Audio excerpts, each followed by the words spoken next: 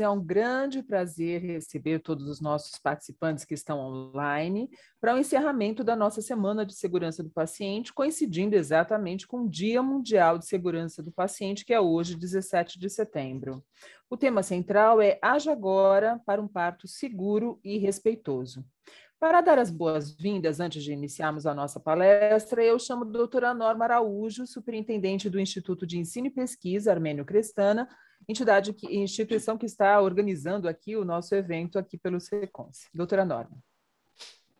Bom dia a todos. Falar para vocês da nossa grande satisfação de estar hoje aqui, encerrando essa semana, uma semana de grandes atividades, muita participação entre as unidades, e quero aproveitar também para saudar a mesa, né? Nosso presidente, doutor Haru, doutor Paulo Quintais, superintendente das unidades estaduais do SECONSE, doutor Rômulo Negrini, que será o nosso palestrante, Fátima Cardoso, nossa mestre de cerimônia, e Lisiane, nossa gerente corporativa, que fará a mediação da nossa palestra. Desde o início, a questão da segurança do paciente representa uma grande preocupação e uma grande atuação do SECONSE. Nós estamos reformulando o nosso Comitê Corporativo de Segurança, e o ano passado nós conseguimos trazer um dia mundial. Desta feita, neste ano, nós estamos realizando uma semana de segurança do paciente. É uma semana em torno desse dia 17, que é hoje, um dia importante não só para quem é profissional de saúde. Esse dia ele foi pensado para envolver todos os atores neste processo, quais sejam pacientes, profissionais, e sempre lembrando que todos nós, no fundo, somos pacientes. Então, todos nós, além de zelar pela segurança do paciente, estamos zelando também pela nossa segurança quando nos tornamos pacientes. Então, um bom dia para todos, um bom evento, e é isso aí. Obrigada. Obrigada, doutora Norma. Vamos passar agora a palavra ao doutor Paulo Quintais, que é superintendente das unidades de gestão estadual do SECONSE. Bom dia a todos. Bom dia, mesa, doutor Haru, Fátima, Lisiane, a doutora Norma. Um abraço especial ao nosso palestrante, né, o doutor Rômulo, responsável pelo serviço de ginecologia e obstetrícia de algumas unidades nossas. É um prazer recebê-lo aqui. Foi uma semana, como a doutora Norma já colocou, uma intensa discussão em todas as unidades, com foco na segurança do paciente.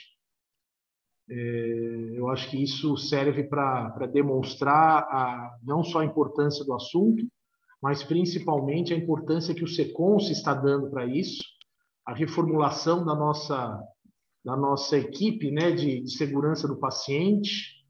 Lisiane, que agora está no comando da equipe, como gerente corporativa de segurança do paciente, a reformulação do grupo e os resultados que agora estão rapidamente acontecendo.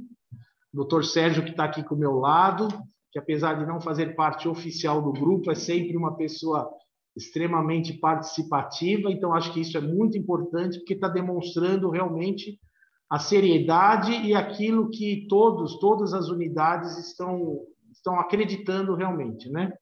Então, agradecer ao Dr. Haru por essa nova oportunidade. Queria agradecer a todos que estão acompanhando esse encerramento, essa palestra. O trabalho, como eu disse, foi intenso em todas as unidades, foi muito importante e tenho certeza que isso vai perdurar por bastante tempo. E a partir da próxima semana, continuamos com a nossa programação, né, do Setembro Amarelo, e novas atividades estão sendo desenvolvidas em todas as unidades. A partir do mês de outubro, novembro, temos toda uma programação para o restante do ano, e eu acho que isso está sendo bastante válido, bastante importante. Então, um bom trabalho a todos, um bom encerramento, e Rômulo, muito obrigado pela participação. Muito obrigada, doutor Paulo Quintais. Agora, para dar as boas-vindas a todos que estão nos assistindo, nós chamamos o presidente do Secons, o engenheiro Haru Ishikawa. Bom dia a todos. Bom dia a doutora Norma, doutor Paulo Quintais, doutora Elisiane, a Fátima, toda a equipe e também, muito importante, a presença do doutor Rômulo Negrini, que dá a palestra.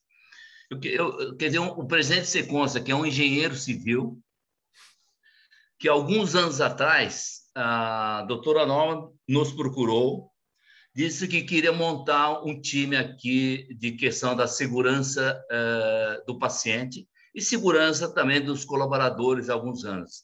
Eu falei para a doutora Norma e para o Fernando Costa, falei, manda a ficha. Acho que é muito importante sempre deixar em evidência. Eu sei que vocês faziam esse trabalho, mas deixar em evidência essa questão da segurança do paciente. Acho que é muito importante. Então, essa semana, um evento muito bacana, que começou no dia 13, né? Que teve a palestra do Paulo Boran, que foi realmente... Eu ia assistir 10 minutos, porque eu tinha outra atividade, eu não consegui deixar de assistir a palestra inteira, porque me cativou bastante a maneira que ele palestrou para todos vocês que estão assistindo essa palestra hoje, que o Dr. Rômulo Negrini vai palestrar para vocês.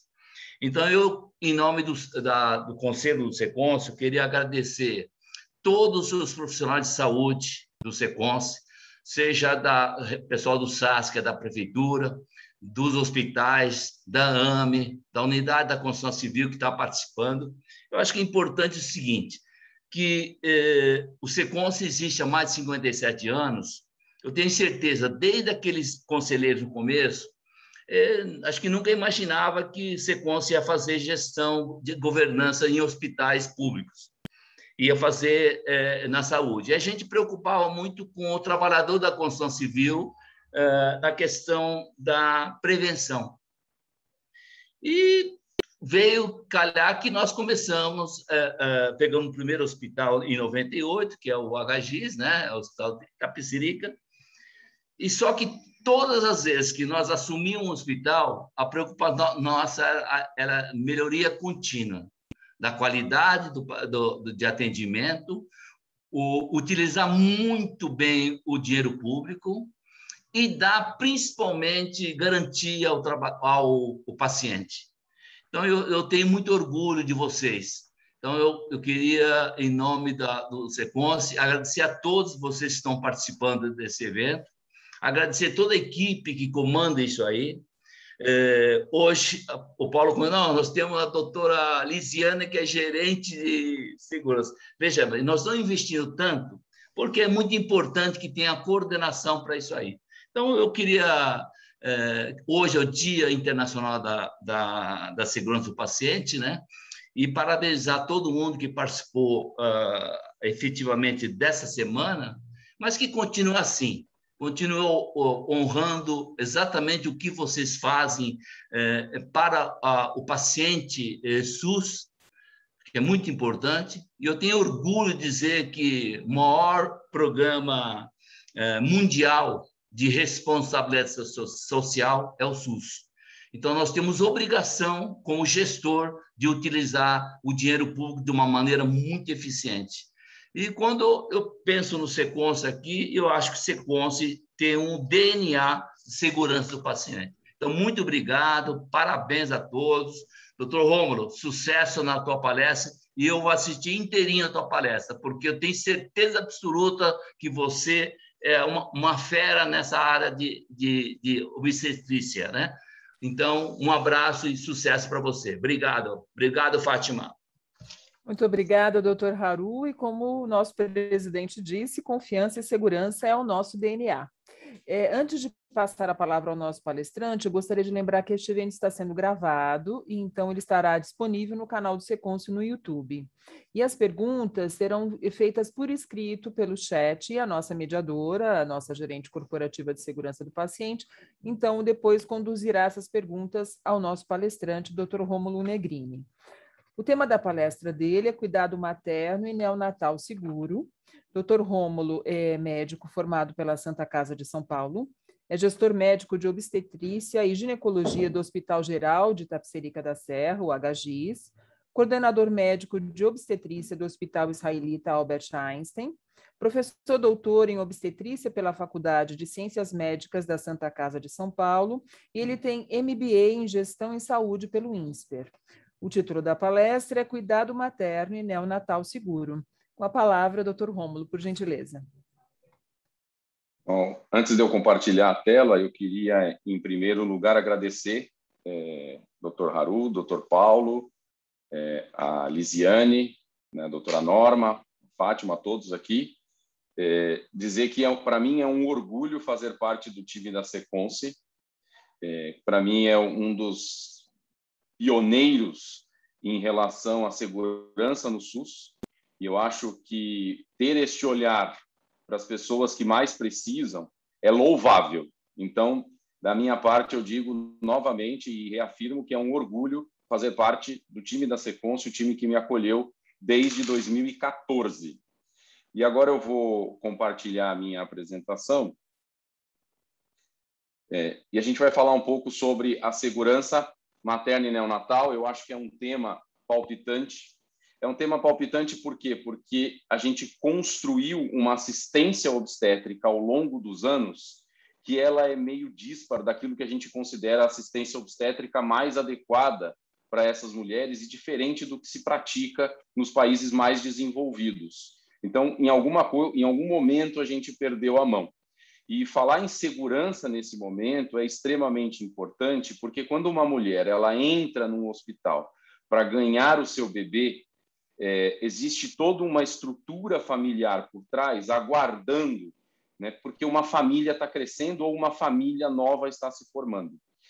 E quando a gente sai com uma dificuldade por conta de um processo inadequado, aquilo é muito custoso para todos, né? Tanto em termos sociais, quanto em termos psicológicos e até em termos financeiros, isso pode ser algo ruim para aquela família. Então, a nossa função é sempre melhorar, é sempre trazer melhorias naquele processo para que ele seja mais seguro e a gente possa entregar resultado e sempre trazer famílias felizes para o nosso contexto. A gente precisa lembrar, quando a gente fala de cuidado seguro, materno e neonatal, que a gravidez ela é uma trajetória, né? Ela não se limita a uma assistência intra-hospitalar, né? Há todo um contexto. Isso aqui foi adaptado do Healthcare Payment Learning and Action Network dos Estados Unidos para mostrar como a gente tem que atuar em cada fase do processo para trazer mais segurança para aquele processo e como que a gente avalia, quais são os indicadores que a gente tem que ter para avaliar se o nosso processo está adequado ou não. Não que a gente deva ser refém dos números, mas eles mostram como a nossa assistência está, não há outra forma da gente avaliar isso, né? E neste processo todo de acompanhamento da gestação, e que envolve o bebê, porque é um binômio mãe-bebê, a gente tem o pré-natal como um momento maior, né, neste processo. Entretanto, o parto é o momento mais crítico. É claro que a preparação para o momento do parto ela é extremamente importante lá desde o início, mas o parto é o momento mais crítico, é o momento que requer mais cuidado e assistência intra-hospitalar que a gente faz lá dentro do nosso hospital, lá do Hospital Geral de Itapecerica da Serra. Como eu disse, isso tudo precisa ser aprimorado, isso tudo precisa ser evoluído para que a gente possa trazer um resultado adequado para as nossas mães e para os nossos bebês. Como eu disse, o Brasil está muito longe de países desenvolvidos. Quando a gente pensa na mãe, o Brasil ele responde por si, isso são dados de 2018, foi a última vez que a gente teve, mas eu acredito que em 2020 e 2021 isso deve aumentar por conta do Covid. E também pela deficiência do cuidado pré-natal, já que toda a assistência foi diferenciada e até as pessoas ficaram inseguras de sair de casa. E a gente tem, em 2018, 59,1 mortes por cada 100 maternas, né? Falando mortes de mãe até 42 dias pós-parto, para cada 100 mil nascidos vivos. Enquanto que países desenvolvidos têm 10 mortes para cada 100 mil nascidos vivos. Se a gente pegar países como a Finlândia, chega a 5 para cada 100 mil nascidos vivos. A gente está longe do ideal. A OMS queria 35 para cada 100 mil nascidos vivos o ano passado. A gente não atingiu a meta, como se pode ver, e a meta agora são 30 mortes para cada 100 mil nascidos vivos em 2030. Mas pelo andar da carruagem, talvez a gente não chegue lá, mas a nossa parte a gente tem que fazer. E cada um tem que fazer a sua parte, cada um tem que se incomodar enquanto a gente tiver mãe morrendo de forma evitável no nosso país. E não tem só a mãe, é um binômio. É mãe e bebê. E os bebês também estão tendo problemas relacionados a isso. A taxa de anóxia neonatal no nosso país é 1,16%. Existem países em que isso é meio, 0,6%, 0,4%. Então, alguma coisa a gente tem que fazer melhor no processo de assistência. E todo mundo diz que, mas se eu fizer cesárea, eu estou protegido, porque a cesárea é mais segura. E isso não é verdade. Porque se nós estamos com um nível de mortalidade materna altíssimo, nós estamos com um nível de anóxia neonatal altíssimo, e nós somos o segundo do mundo em cesárea, alguma coisa está errada. Então, a cesárea não é tão segura assim. O Brasil só perde em cesárea para a República Dominicana. O Brasil tem 55% de cesárea. No SUS, chega a quase 50%. Grande parte disso é culpa do setor privado, que responde aí por mais ou menos 30%, um pouco mais de 30% dos partos do Brasil. Mas a República Dominicana tem 58%, nós temos 55%, enquanto países como o Japão têm 15%, o Reino Unido tem 30%. Né? E eles estão preocupados com a altíssima taxa de cesárea. Então, a gente tem que atuar também nessa frente. E nós estamos entre os 10 primeiros de prematuridade, né? Que a cesárea pode acarretar isso também, e nós temos um cuidado materno e neonatal inseguro diante deste contexto, pensando no Brasil como um todo e o que a gente pode fazer para melhorar esse processo. Isso eu estava falando de morte, mas aqui não está contabilizado near miss, né? Que é a quase morte. Né? Isso aqui foi um caso, eu gosto muito de comparar a saúde com a aviação, porque, na verdade, todos os nossos processos de segurança daí vêm. E a aviação ela é muito segura. Vejam que isso foi um near miss no aeroporto de Barcelona, em que um avião vinha pousando, e aí quem quiser pode ter acesso a isso ao YouTube, né? No YouTube, enquanto um avião vinha pousando, o outro não obedeceu à torre e entrou na pista.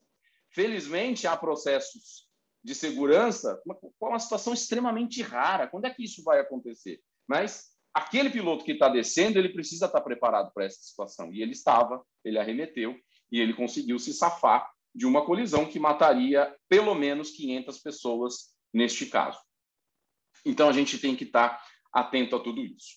Bom, com base nisso, nós vivemos um sistema inseguro e isso ficou nítido aqui, mas a gente precisa começar por algum ponto. Quer dizer, tem muita coisa para mudar. O espaço dessa palestra talvez não seja suficiente para trazer tudo isso, porque isso é uma discussão de anos, mas por onde a gente começa? Então, vamos buscar quais são as principais causas de morte materna no mundo. No mundo não, desculpe, no Brasil. E quais são as principais causas de morte materna no Brasil? Das causas obstétricas diretas. A primeira, hipertensão. A segunda, hemorragia. A terceira, infecção. E a quarta, aborto. Então, nós vamos considerar, especialmente as três primeiras, porque a quarta ela envolve questões políticas e da sociedade, que a sociedade precisa se organizar para entender exatamente o que ela quer em relação à conduta no abortamento, mas nós oferecemos todo o amparo para essas mulheres, inclusive o Hospital Geral de Itapecerica da Serra é referência para abortamento legal, e que poucos hospitais se dispõem a fazer isso, o que salva muitas vidas. Mas a gente pensando aqui nas causas de mortes indiretas, hipertensão, hemorragia e infecção, especialmente hemorragia e infecção, a grande maioria delas são por má assistência hospitalar e mais de 90% dos casos são preveníveis. E nós chamamos essas três condições de condições potencialmente ameaçadoras à vida. E aí várias iniciativas para tentar reduzi-las. Então, se a gente quer diminuir a morte materna, a gente precisa redesenhar o nosso sistema para trazer mais segurança, e a gente pode começar por essas três condições. Essa célebre frase do Paul Battledon, eu acho que todo mundo que fala sobre segurança usa essa frase, que todo sistema é perfeitamente desenhado para obter os resultados que ele obtém. Então, a gente precisa redesenhar o sistema, a gente precisa pensar diferente para trazer uma assistência melhor. Falando especificamente da assistência intra-hospitalar. Então, eu preciso melhorar a segurança do meu paciente, e foi assim que a gente começou lá em 2014, em Itapecerica. Como é que eu vou melhorar a assistência ao paciente? Vamos pegar as condições que mais nos afetam. Hipertensão, ou que mais afetam as mães, em primeiro lugar. Depois vamos pensar no RN também. Infecção, hemorragia e sepsis. Infecção, hemorragia e hipertensão. E vamos atuar sobre essas condições, criando, mais do que protocolos, processos seguros para atuar sobre essas condições. Então, aqui são os highlights desta forma de atuação. Mas antes da gente chegar à condição potencialmente ameaçadora da vida especificamente, a gente sabe que a grande maioria dessas mulheres vão evoluir para isso, seria muito simplório da nossa parte pensar o seguinte: olha, eu consigo fazer, a gente precisa ensinar as pessoas a fazerem diagnóstico de hipertensão, a gente precisa ensinar as pessoas a fazerem diagnóstico de hemorragia ou diagnóstico de sepsis. Sim, a gente precisa, mas a gente precisa ensinar essas pessoas a perceberem que algo está caminhando para essas condições e algo está caminhando para uma deterioração. A gente foi pioneiro na região e acho que foi um case de sucesso a questão da classificação de risco dessas mulheres. Eu não posso imaginar que numa fila de espera de 100, 150 pacientes, todas elas tenham a mesma condição de risco. E eu não posso atender pela ordem, porque uma foi lá para trocar uma receita e outra está com uma pressão de 160 por 120 e está quase tendo um AVC hemorrágico.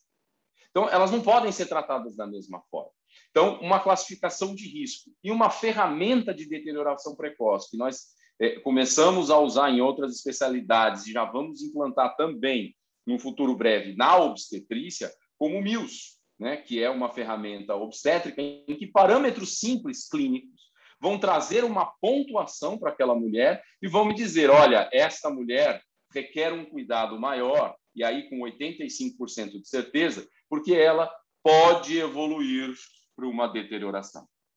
Então, isso precisa ser, especialmente na admissão e na transição do cuidado, quando ela muda de uma enfermaria para outra, quando ela vai ser transferida de uma unidade para outra, e assim sucessivamente. E a partir do momento em que eu detecto um alto risco de deterioração, seja por uma classificação de risco, seja por uma ferramenta de deterioração precoce, eu preciso pensar nessas 3 causas que eu falei, que são o que mais matam as mães, que são as condições potencialmente ameaçadoras à vida.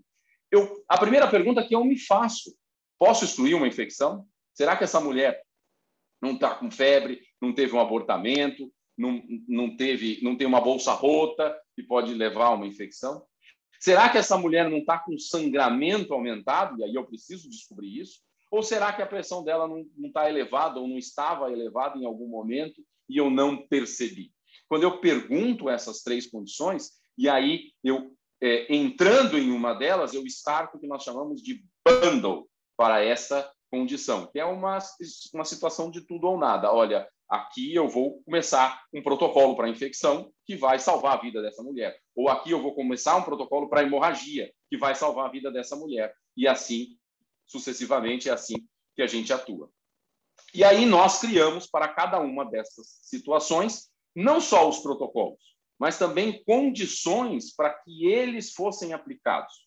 Quando a gente acrescenta uma nova rotina, a gente precisa, e aí é um ponto de vista pessoal, mas a literatura é condizente, a gente precisa que as pessoas enxerguem valor naquilo, né? Elas enxerguem que aquilo vai realmente fazer diferença e que a participação delas no processo é extremamente importante para fazer essa diferença. E assim foi indo. A hemorragia pós-parto, como eu disse, foi escolhida porque é a principal causa de morte materna no mundo e a segunda no Brasil, porque o Brasil tem a hipertensão como primeira causa justamente por conta de deficiência na assistência pré-natal, leva uma morte a cada 4 minutos e responde por 25% das mortes das mulheres no mundo. São 14 milhões de casos anuais, 14 milhões de mulheres morrendo por hemorragia.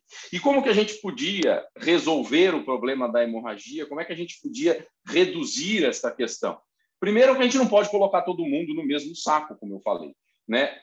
Você não trata a questão, os princípios básicos do SUS, o Dr. Haru falou muito do SUS, e o SUS é um sistema fantástico. Um dos princípios básicos é o princípio da equidade. A gente tem que tratar as pessoas diferentes de formas diferentes para dar a mesma assistência a todas. Então, mulheres, algumas são mais baixo risco, outras são alto risco. E a gente precisa reconhecer quem é alto risco. Uma grávida de gêmeos, trigêmeos, cujo útero esticou demais, não vai contrair da mesma forma que a outra que tem um útero pequeno. Então, a gente precisa buscar na literatura quais são aquelas que têm mais alto risco. E essas que têm mais alto risco, a gente tem que criar um processo específico, nos adiantar ao problema, não ser responsivos, porque em hemorragia se faz muito pouco e muito tarde, e é isso que gera a morte. E aí, uma vez que eu detecte que ela tem alto risco, essa mulher vai ter um tratamento específico. Eu vou colher exames específicos para ver se eu não preciso deixar reservas para ela, uma vez que ela pode ter um sangramento maior. E, além disso, considerar. A gente usa, né, porque existem algumas nuances técnicas aqui, nem todos são médicos ou técnicos na área, mas a gente sempre usa para 100% das mulheres a ocitocina pós-parto, para ajudar na contração uterina, porque a contração uterina diminui o sangramento. E a gente pode considerar para essas mulheres uma segunda droga, né? E se ela não tem esse risco, ela segue o fluxo preventivo normal. Fluxo esse já bem estabelecido, com uma observação por 1 hora pós-parto e o uso da ocitocina de forma universal, que reduz 60% a chance de hemorragia. E aí, uma vez que eu faço a classificação de risco, eu preciso reconhecer a hemorragia. E como é que 99% dos hospitais brasileiros reconhecem hemorragia? Sangrou muito ou sangrou pouco. Mas sangrou muito ou sangrou pouco não é a melhor forma, né? É como se dizer se uma pessoa é bonita ou uma pessoa é feia. Cada um tem a sua visão sobre aquilo. Nada palpável, né? O muito ou pouco, ele acaba sendo relativo, né? É que nem distância. É muito ou pouco? Depende, né? Então, a gente precisa... A definição de hemorragia ela é clara, de hemorragia pós-parto. É mais de 500 ml no parto vaginal, mais de 1.000 na cesárea, ou que há um sangramento que é alteração hemodinâmica. Mas como eu sei se sangrou isso ou se não sangrou isso? Né? Se eu vou usar o método das bolinhas ou das lentilhas dentro do potinho, né? A gente vai, de repente tem concurso lá, adivinhe quantas bolinhas tem aqui. Você, no método do olhômetro, você vai lá e chuta. Aí, alguns chutam muito para cima, outros chutam muito para baixo, outros mais perto, mas não é forma de quantificar, né? E existem estudos, como esse estudo do Reino Unido, em que mostrou que a variação, cada xizinho é quanto cada um disse que sangrou, e a variação é muito grande, né? A gente precisa quantificar de forma objetiva, e a gente faz isso pelo peso das compressas, que é uma das formas da gente quantificar. Então, estima o peso da compressa, e aí eu vou saber se sangrou muito ou sangrou pouco. E se sangrou muito, startar o bundle de sangramento, né? Com mais medicações, além da ocitocina, e observação por 2 horas em recuperação pós-anestésica para essas mulheres, ou no ambiente em que ela esteja, com uma monitorização muito maior, né? E se ela sangrou menos, ótimo, a gente pode reavaliar. Lembrando que, como eu disse, a ocitocina ela deve ser universal para todas as mulheres pós-parto. Não estou falando pré-parto. Pré-parto é a droga que ela vai do inferno ao céu, né? No inferno, quando ela é usada de forma inadequada durante o trabalho de parto, mas no céu, quando ela é usada de forma universal no pós-parto, para reduzir em 60% a chance de atonia. E toda essa história ela precisa ser co-construída.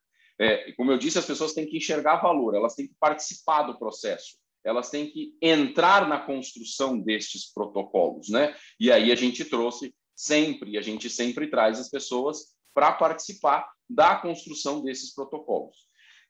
Construído, feito, a gente precisa treinar. Nem sempre todo mundo está adaptado àquela nova condição. E aqui a gente teve, isso aqui também foi lá no Hospital Geral de Itapecerica da Serra, isso foi o ano passado, aqui a nossa ex-residente, que hoje compõe a equipe, a Inaê, que era a nossa enfermeira e um dos médicos da nossa equipe, ensinando a tratar a hemorragia pós-parto como uma simulação realística, né? Você agora está com uma hemorragia pós-parto e você vai seguir. E a gente sempre faz, depois dessa dinâmica, o que a gente chama de debriefing, né? Que é algo também estabelecido em literatura, que é uma conversa para ressaltar os pontos positivos e os momentos de melhoria daquele processo, e isso internaliza para aquelas pessoas o processo e a gente consegue construir um protocolo melhor. A segunda forma de morte materna é a sepse. E aí, a sepse não é só uma questão obstétrica, ela é uma questão universal. E o hospital se preocupa muito com isso, e a gente vem fazendo campanhas, e nos últimos dias a gente teve o Dia Mundial da Sepse, e é uma questão mais intra-hospitalar. Mas o obstetra ele é menos apegado a isso, e a gente precisa trazê-lo para dentro disso e mostrar a ele qual é a importância num processo de sepse, porque é uma das 4 principais causas de morte materna, respondendo por 2,1% a 11% dos casos, tem uma incidência crescente, e na gravidez isso acaba sendo um problema, porque as alterações da gravidez acabam confundindo um pouco o diagnóstico. Se a mulher, quando ela está grávida, ela tem uma forma de respiração diferente, um cansaço, alterações da pressão arterial, então a gente precisa estar muito atento a essa questão da sepse. Mas a gente usa, como nas outras especialidades, as ferramentas que a gente tem. A gente tem o QuickSOFA, né, que a gente pode emprestar, né, ver pressão arterial, estado mental e frequência respiratória. Se eu tenho 2 parâmetros alterados, ou que seja alteração do estado mental, ela isoladamente, isso eu fico na dúvida se pode ser sepsis ou não. Mas se eu estou na dúvida, na dúvida, pró-réu. Porque aí eu starto o bundle que é tudo ou nada. Antibiótico, hidratação, e vamos ver o que acontece, que eu vou explicar já já. E depois a gente vai ver se era mesmo ou não. Porque a gente não pode perder a janela de oportunidade. Quanto antes eu tratar, menor a mortalidade. A mortalidade da sepse ela vai crescendo progressivamente conforme o tempo passa e eu não tomo as medidas adequadas, né? O nosso alvo é sempre manter uma pressão arterial média acima de 65. Então, hidratação, expansão volêmica, além de antibiótico terapia, e se não tiver melhor, a droga vasoativa. Assim a gente vai indo, mas eu não quero entrar muito na questão técnica aqui do sepse. E como é que a gente faz isso? Mais uma vez, todos os sistemas que a gente implanta, eles não são simplesmente criado um texto, esse texto colocado no DocNix, e as pessoas vão lá e acessam esse texto e fazem, e assim a coisa é feita. Não, a gente precisa que as pessoas incorporem aquela questão. Além de códigos, a gente cria sinais no ambiente de trabalho, mostrando a importância da sepse e tudo mais, o e-learning, né? E aí uma nova plataforma de e-learning muito, muito interessante, em que as pessoas têm obrigação de fazer e-learning sobre sepse. E vale também a questão da liderança. Toda a liderança engajada e conversando sobre o tema, e trazendo o tema à tona, e trazendo a importância daquele tema para que as pessoas possam entender que realmente aquilo mata, né, se a gente não atuar. E que a nossa atuação faz diferença na vida daquelas pessoas. A gente nunca se conforma quando tem uma morte. Aconteceu, eu fiz tudo o que podia. Não, será que fez? Será que fizemos tudo o que podíamos? Será que o sistema foi desenhado para a gente fazer tudo aquilo que a gente podia? Eu não sei, a gente precisa ver. Finalmente, dos 3 protocolos, a hipertensão. E a hipertensão é uma coisa interessante. Como eu disse, ela é um pouco diferente da hemorragia e da sepse, porque não é uma coisa estanque, e ela vem de um processo grande lá do pré-natal. E tem um colega meu do Einstein, conhecido, chamado Eduardo Cordioli, que hoje faz mais a parte de telemedicina e de tecnologia na saúde, mas ele sempre diz que Stairway to Heaven é uma música, Stairway to Heaven do Led Zeppelin, para quem não conhece, aconselho, né? A Norma estava pedindo para a gente ouvir um bluesinho um pouco antes, mas essa música também é muito interessante, é um rock leve, mas que a hipertensão é uma Stairway to Heaven. Ela começa com um processo fisiopatológico de implantação ruim da placenta, mas a pressão vai aumentando um pouquinho. E aí você não trata. E aí ela começa a ter lesão renal. E aí você não trata. E aí ela começa a ter lesão hepática. E aí você não trata. E aí ela começa a ter lesão cerebral, convulsiona, e você não trata, ela tem um AVC, e você não trata, ela entra no céu. E isso a gente precisa aí, é um trabalho de formiguinha, que compete à assistência pré-natal. Em primeiro lugar, reconhecer a hipertensão, e aí precisa se falar sobre isso, e treinar este pessoal, porque o inadequado tratamento de uma hipertensão severa, o não uso do antihipertensivo, são as principais causas de morte para essas mulheres, além da assistência hospitalar, né? De reconhecer rapidamente e indicar rapidamente o que vai evitar a convulsão daquela mulher, que é o sulfato de magnésio, que é diferente da alteração clínica que se usa diazepam e tudo mais. Então, a gente precisa estar atento a isso, que o sulfato de magnésio, para as mulheres com pressão alta, muito alta, né, acima de 110 na diastólica ou 160 na sistólica, a gente brinca que ele pode ser feito por 3 vias. Por via intramuscular, por via endovenosa e por via das dúvidas. Na dúvida faz, porque ela vai ter benefício. Então, a gente precisa criar um bundle.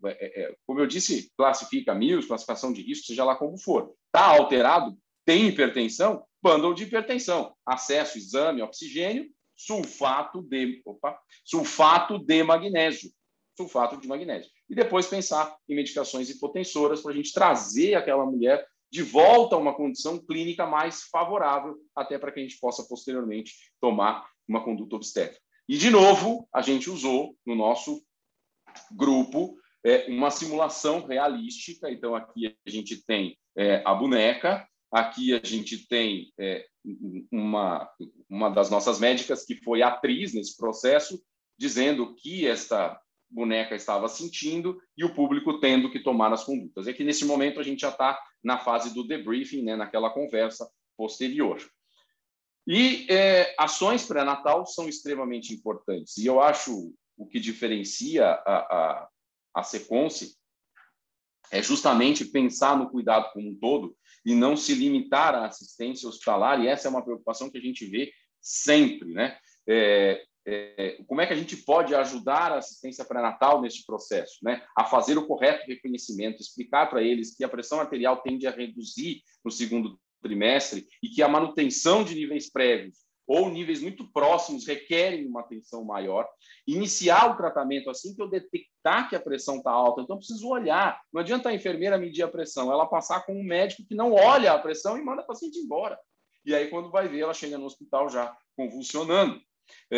Garantir este acompanhamento e todo o apoio local que a gente pode fazer, a gente faz. E a gente cria e ajuda na criação um sistema de referenciamento e nos colocando à disposição para este referenciamento, para evitar que a paciente fique perdida por aí ou presa numa unidade básica de saúde em que não tem o melhor recurso para o tratamento dos casos mais graves.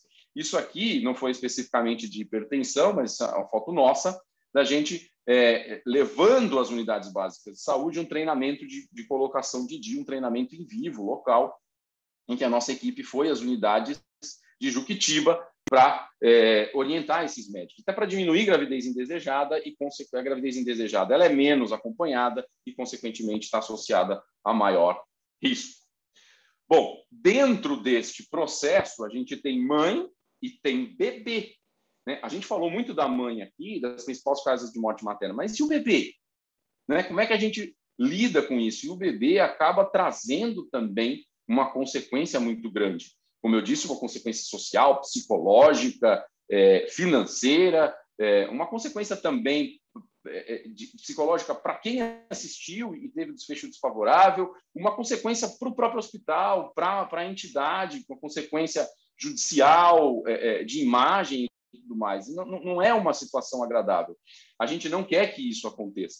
E a asfixia neonatal nada mais é do que a incapacidade do bebê de sustentar uma respiração pós-nascimento e é a principal causa de morte neonatal. 4 a 9 milhões de recém-nascidos morrem por ano no mundo. Aliás, são acometidos no mundo por conta de anóxia, sendo que desses quase metade morrem. Ou vão ter alguma consequência muito grave, vão ser dependentes de recursos que nós consideramos como catastrófico.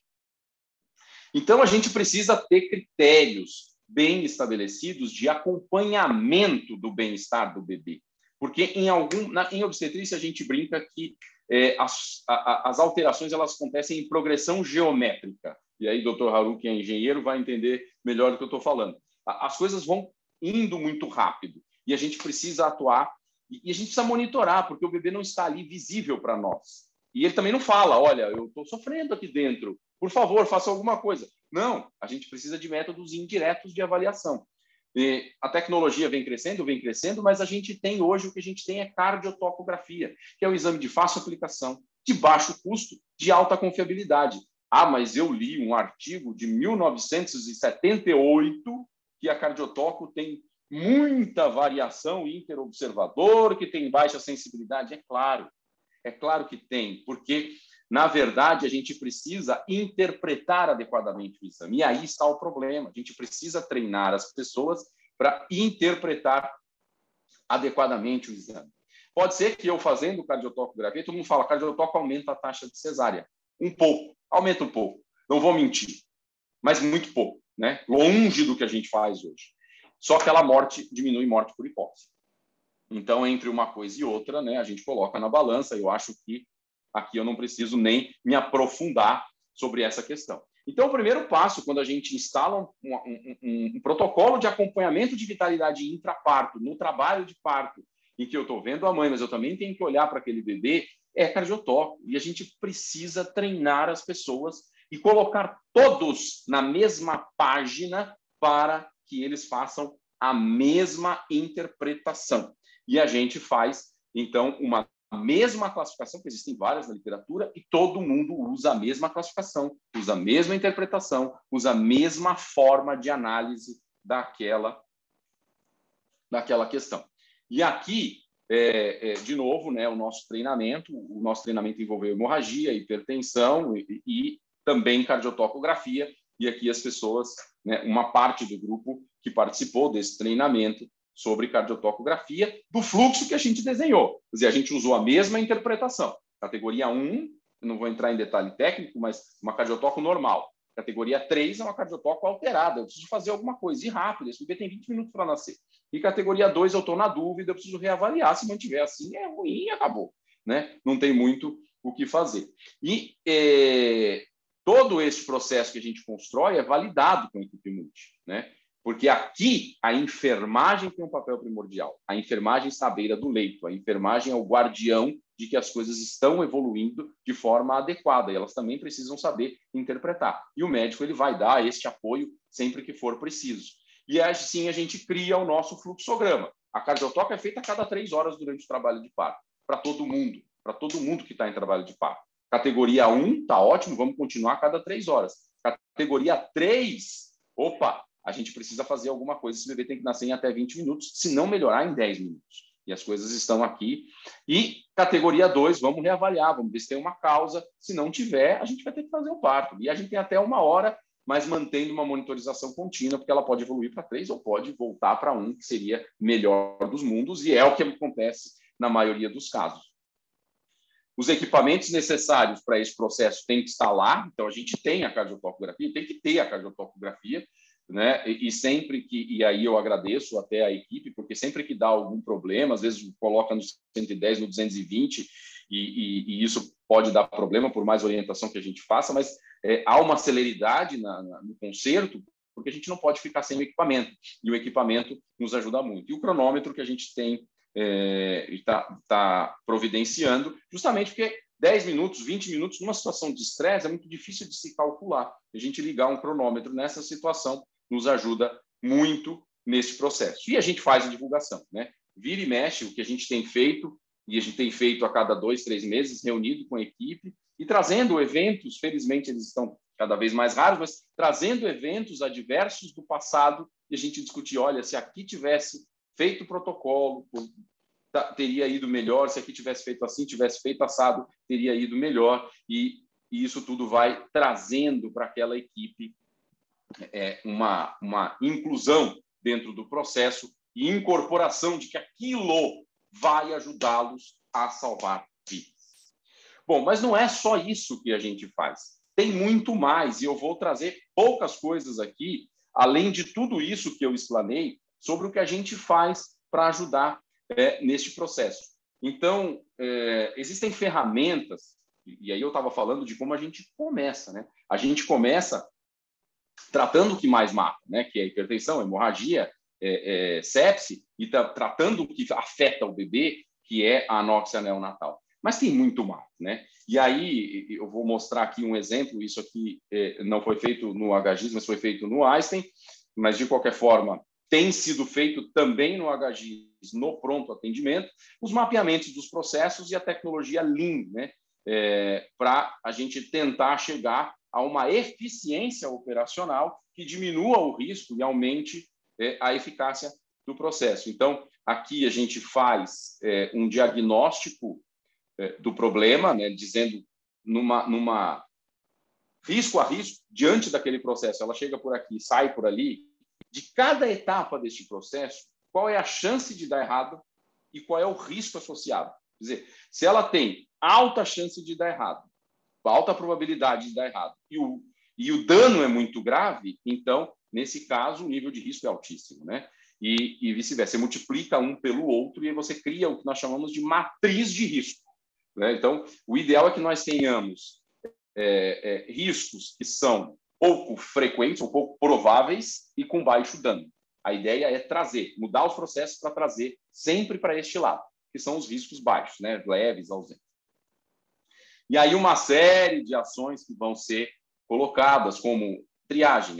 Lá, o HGIS foi, até antes do Einstein, ter a triagem para os casos que chegam à porta.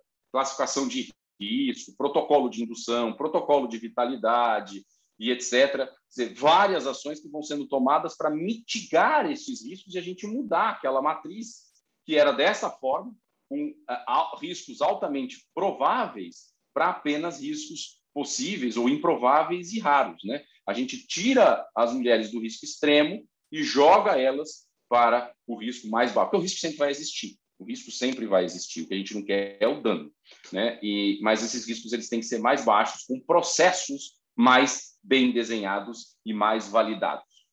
E, aos poucos, a gente vai introduzindo tecnologia. Vocês viram aqui que eu falei muito sobre algumas ferramentas, por exemplo, pesar com pressa. A gente tem que tirar cada vez mais o fator humano deste processo de avaliação, porque o ser humano ele está fadado aos seus erros, né? E a gente criar algoritmos acaba sendo mais fácil ou mais seguro, né? E a gente usa muitas dessas classificações, cores e tudo mais, e usa o sistema, e lá no HGIS a gente tem o TASI, que nos ajuda muito com algumas ferramentas para que ele possa nos alertar sobre risco que talvez não estejamos vendo.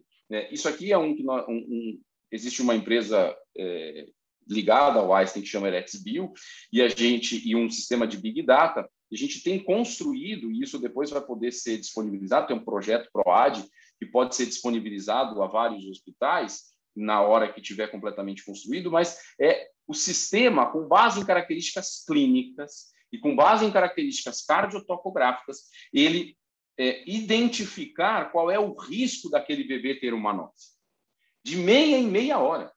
Então, olha, agora o padrão cardiotoco mudou, o sistema recalculou o risco, e esse risco ele tem como parâmetro inicial uma base de dados de milhares de partos.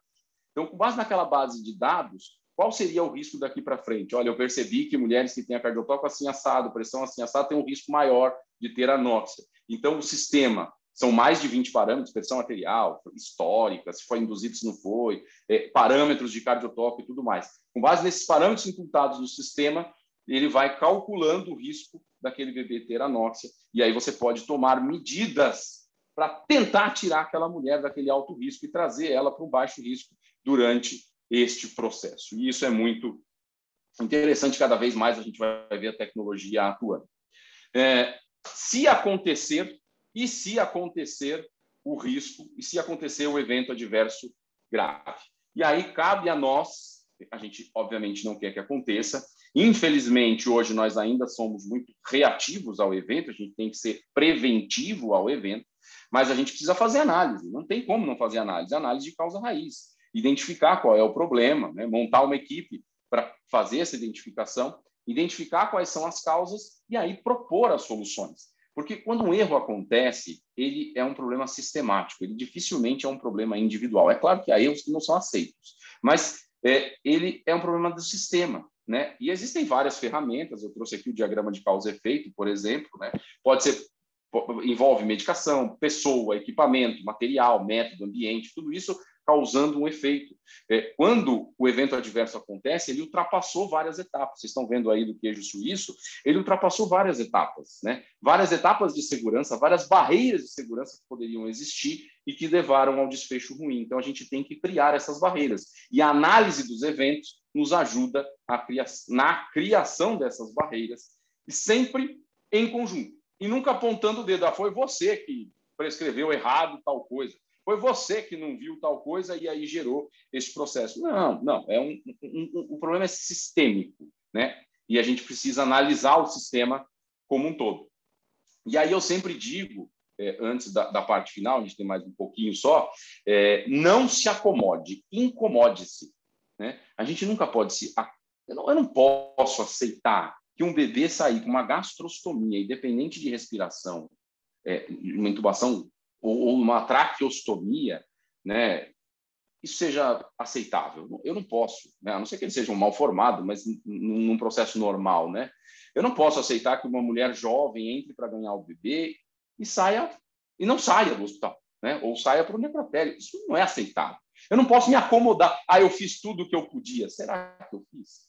Eu estou incomodado com isso. E a gente precisa se incomodar. Finalmente, só para a gente terminar, isso vale mais, e aqui o sistema público está muito adiantado em relação ao sistema privado, ao modelo de remuneração relacionado à via de parto, porque a via de parto ela tem muito a ver com esse resultado neonatal, e está mais que provado que quanto mais cesárea você tem, maiores são as chances de ter complicações.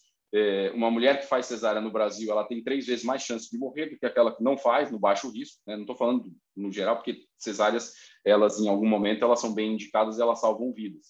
Mas, especialmente no sistema privado, o sistema de pagamento fee for service, em que cada coisinha é paga, né, pelo provedor financeiro, isso não dá certo, né? Quer dizer, qual a minha responsabilidade sobre a complicação que eu tenho? Qual a responsabilidade da equipe? Qual a responsabilidade do hospital sobre essas complicações? É zero. Eu tenho complicação, ainda sou beneficiado por mais ganho na resolução da complicação. Isso não faz sentido, né?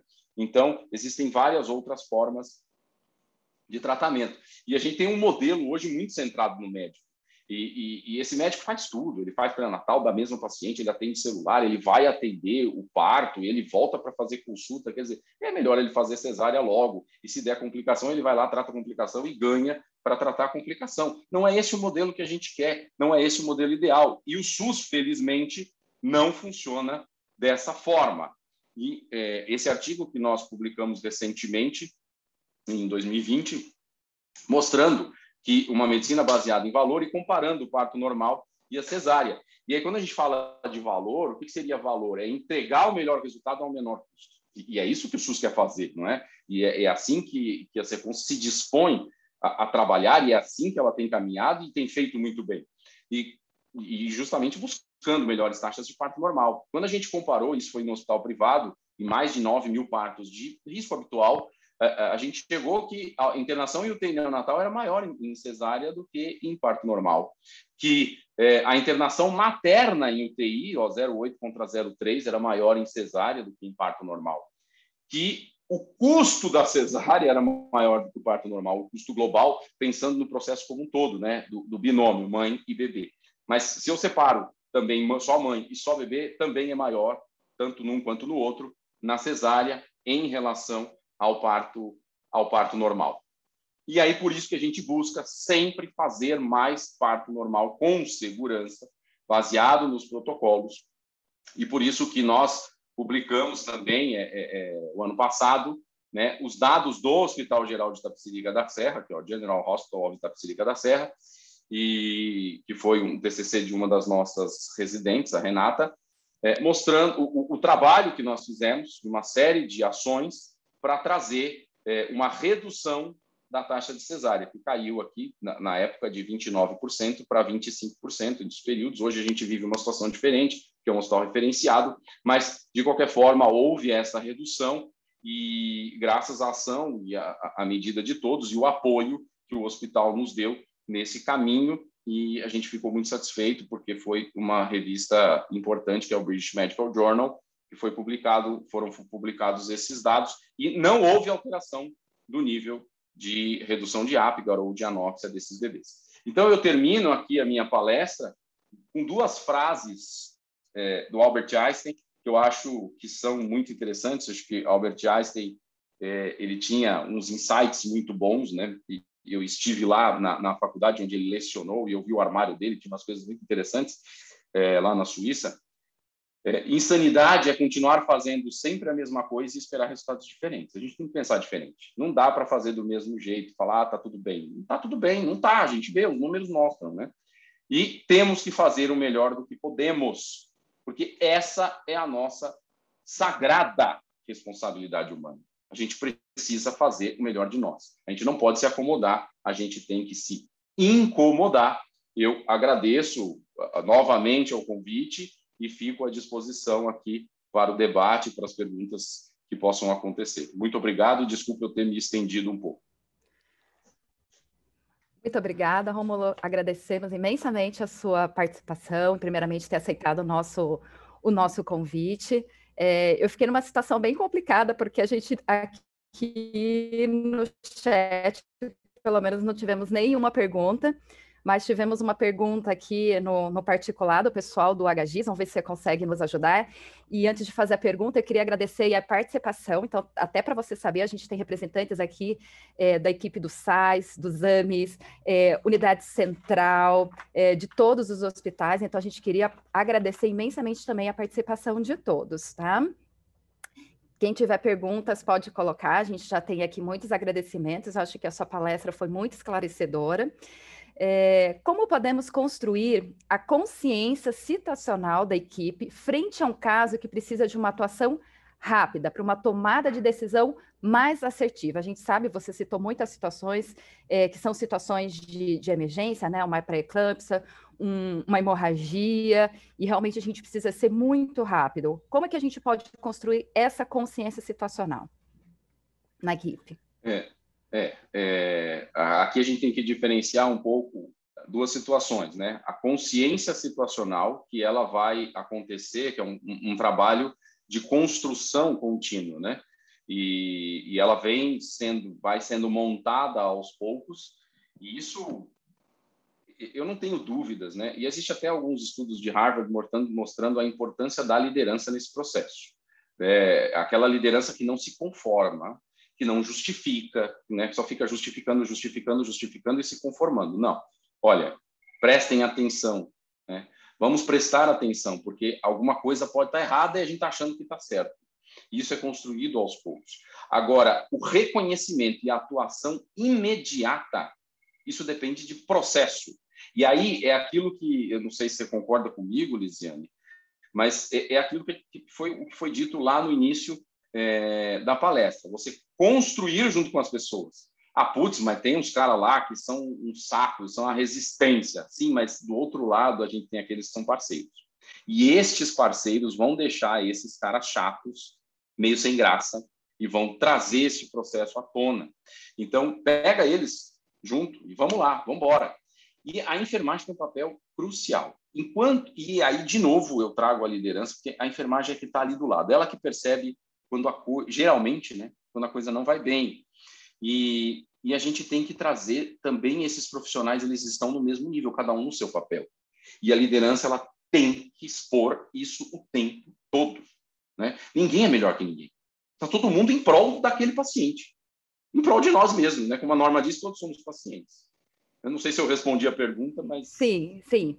Então, você falou bastante a questão de protocolos e processos seguros, né? E aí você colocou muito trazer a equipe da ponta, pelo que eu estou entendendo, trazer a equipe, seja enfermeiros, auxiliares, médicos, nessa construção, não só dos protocolos, mas os alinhamentos do processo para que realmente eles sejam aplicados. É isso, né, Rômulo?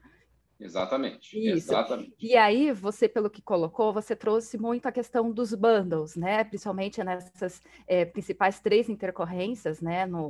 Principalmente no trabalho de parto aí, a construção de bundles para identificação. Esses bundles que vocês acabaram constituindo, vocês construíram internamente, vocês se usaram de saúde baseada em evidência, de literatura, como que foi essa construção? Fala um pouquinho para a gente, que eu não sei se todo mundo possui esses bundles, e é uma coisa que eu acho que o que a gente espera aqui corporativamente é a gente avançar com esses processos seguros. Acho que a gente vai ter momentos em que a gente vai poder discutir, reunir aí toda a equipe de tecnologia obstetrícia, seda da unidade básica, e aí a gente também, acho que é importante a gente trazer, é óbvio que muito do que a gente falou, as intercorrências, elas vão acabar acontecendo dentro das unidades hospitalares, mas a gente entende um papel muito importante que o Rômulo frisou aí, a questão do pré-natal, né? O papel das unidades básicas nesta prevenção, né? Então, você pode falar um pouquinho para a gente sobre isso? Claro, claro, um prazer.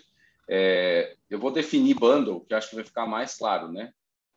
Bundle é um conjunto de ações cientificamente comprovadas e que devem ser feitas da forma tudo ou nada, ou seja, todas ao mesmo tempo, para a gente, diante de uma situação de risco. Então, no caso, todas as ações que a gente propõe, elas são baseadas em ciência. Obviamente, isso, quando a gente constrói um bundle inicialmente, a gente não constrói isso em todas as pessoas, porque isso não é possível, senão a gente não sai do lugar. Então, há que se criar um esboço por um grupo pequeno, né? E depois desse esboço, diante de um grupo pequeno, a gente leva para a equipe e diz para a equipe, isso faz sentido, isso não faz sentido? Qual a dificuldade aqui, qual a dificuldade ali? E aí pequenas adaptações relacionadas ao serviço podem ser realizadas naquele bundle para que ele se torne factível. Não adianta eu criar uma coisa no papel que não vai servir. Eu posso criar que eu preciso de ressonância para todas as mulheres com cefaleia, mas eu não tenho aparelho de ressonância. Como é que isso vai acontecer, né?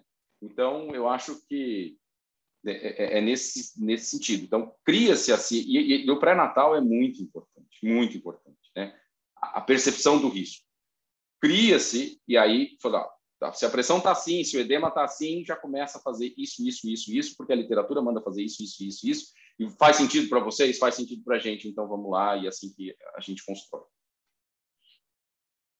Ok.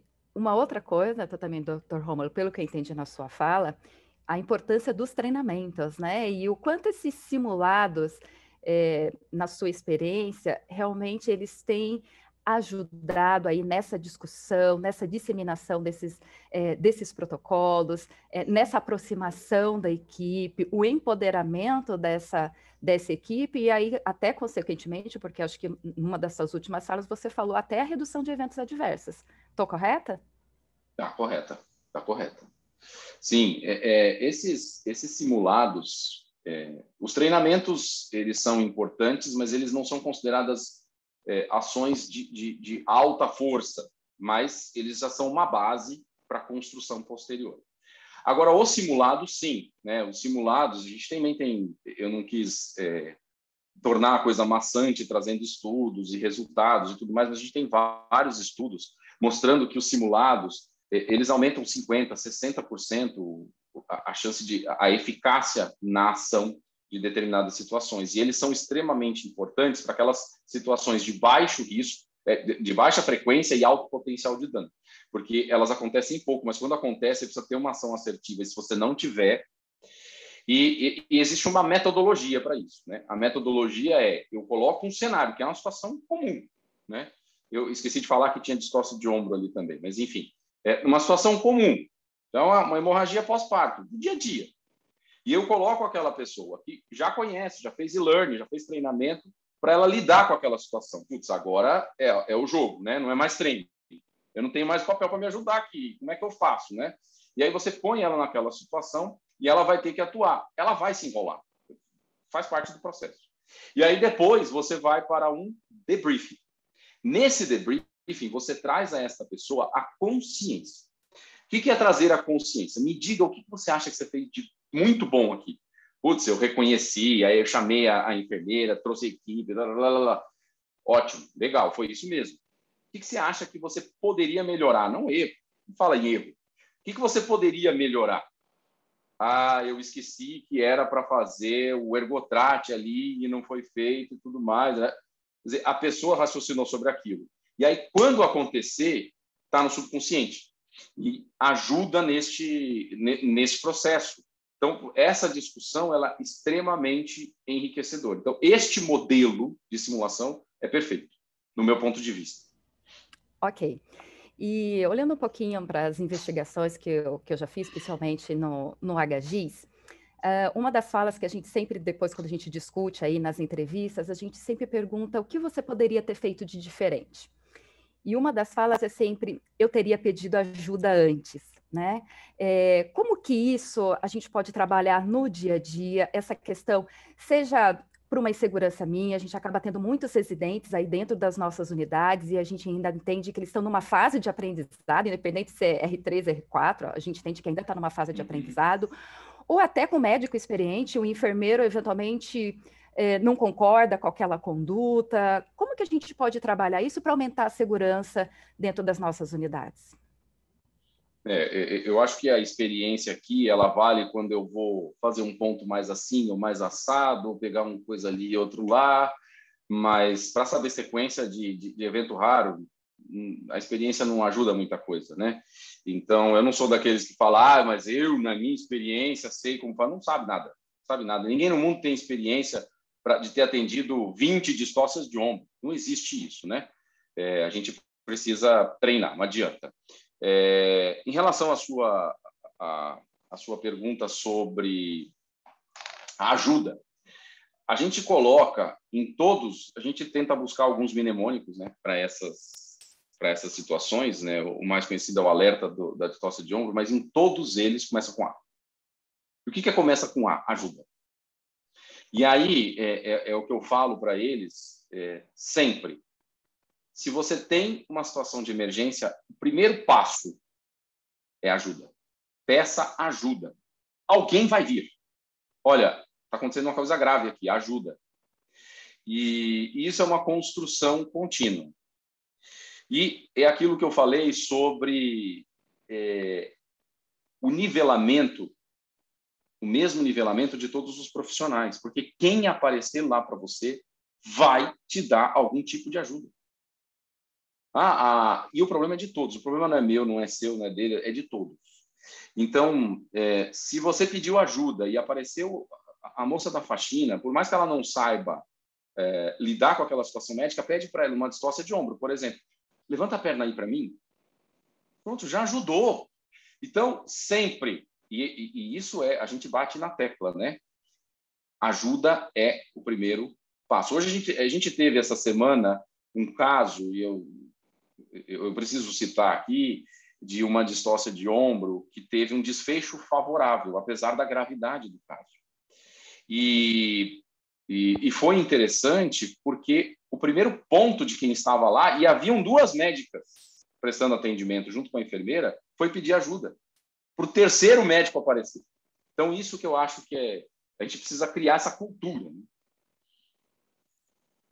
Excelente, realmente uma das coisas que a gente vai avançar, é o empoderamento das equipes aí no reconhecimento de uma potencial gravidade, de um desfecho desfavorável e ter essa atuação de entender de que aquilo não é uma fragilidade e que realmente montar uma equipe que realmente possa dar o suporte nessas situações de intercorrências e que eventualmente a equipe ali precisa de uma ajuda externa. Muito obrigada. A gente tem uma pergunta aqui do Eduardo, eu imagino que ele deve ser médico.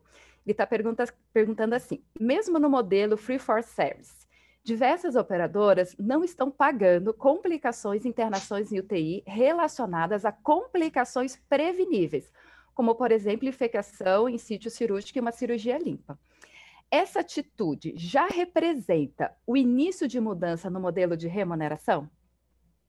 Sim, eu creio que sim, né? A gente tem um trabalho aqui, está mais associado ao sistema privado, porque as OS elas trabalham mais com Global Budget, algumas não, mas sim, a gente precisa começar a mudar de alguma forma. É claro que a gente não vai estalar o dedo e tudo vai alterar, mas qual é a responsabilidade de quem cria o processo sobre esse processo, né? Assim, eu crio um processo que é falho, eu não analiso os problemas e vem alguém e paga.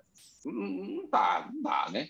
Então, aos poucos, isso tem mudado e, felizmente, eu acho que a gente está progredindo. Existem várias ações da própria ANS nesse sentido, e eu acho que a gente está progredindo.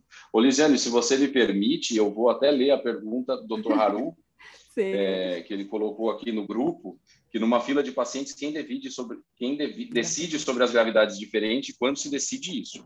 Então, numa fila de pacientes, eu estou imaginando que seja uma fila da porta, né, das pacientes que chegam, essa definição tem que ser imediata. Quer dizer, a paciente chegou e ela tem uma queixa, ela tem que ser imediata. E a consciência situacional vai começar da recepcionista. Mas, de qualquer forma, ela precisa ser clínica e imediatamente avaliada. E aí, até por uma questão de regulamentação, tem que ser um profissional de nível superior. E a gente tem uma enfermeira na porta que faz essa análise, e faz muito bem, com base também em ciência, em vários critérios, e coloca essa paciente como prioritária ou não prioritária. Uma vez que ela é prioritária, ela tem um tempo de atendimento, né? Isso também é estabelecido, e a gente analisa isso. Se estiver fora, alguma coisa tem que ser feita, o processo está falho. Ok, doutor Rômulo. O doutor Eduardo é médico anestesiologista lá de Cotia, ele agradeceu a sua resposta. Aqui no grupo a gente tem vários profissionais também agradecendo a sua apresentação, agradecendo a oportunidade da gente ter esse momento. A gente aproveita e já até dá um spoiler aqui, né? A nossa ideia é a gente avançar com essas trocas, né? Esse compartilhamento de boas práticas entre as unidades. A ideia é a gente fortalecer esse vínculo entre todas as nossas unidades. Então, com certeza, a gente terá outros momentos também que nem esse que a gente está tendo, tá? Para fechar, doutor Rômulo, você quer deixar uma última mensagem para todos os nossos participantes hoje de manhã, por favor? Eu quero sim, eu quero de novo agradecer a toda a receptividade, doutora Norma, doutor Haru, doutor Paulo, a você, Lisiane, todo o carinho que vocês têm comigo desde o início e por tudo e eu quero agradecer a oportunidade de poder fazer alguma coisa pelas mulheres desse Brasil, pelas crianças desse Brasil, para que a gente possa ter uma assistência mais segura, né? E dizer aqui a todos e voltar com aquela frase: não se acomode, incomode-se. Sempre que algo der errado, vamos tentar melhorar, e mesmo que não dê errado, será que a gente não consegue melhorar sempre? Vamos buscar a perfeição, a gente não vai alcançar, mas a gente vai sempre atrás dela, né? Muito obrigado mesmo, de coração. Obrigada, doutora Norma, doutor Haru, doutor Paulo. Só bater palma, parabéns, muito legal, parabéns. Parabéns, Rômulo, parabéns, Lisiane, pelo trabalho, Norma, e estamos prontos para as próximas rodadas, hein? Um abraço a todos e obrigado.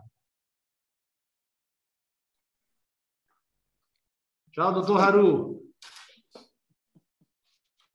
Até lá, Obrigada. Parabéns. Eu tô até arrepiado, viu? O trabalho que a gente faz. Nossa Senhora, muito legal. Lisiane, comanda esse negócio. Parabéns, viu? A coordenação. Parabéns mesmo. Eu estou muito feliz, muito feliz. Ok. Obrigada, pessoal. Até a próxima. Obrigada. Tchau, tchau. Tchau, tchau. Até a próxima. Tchau.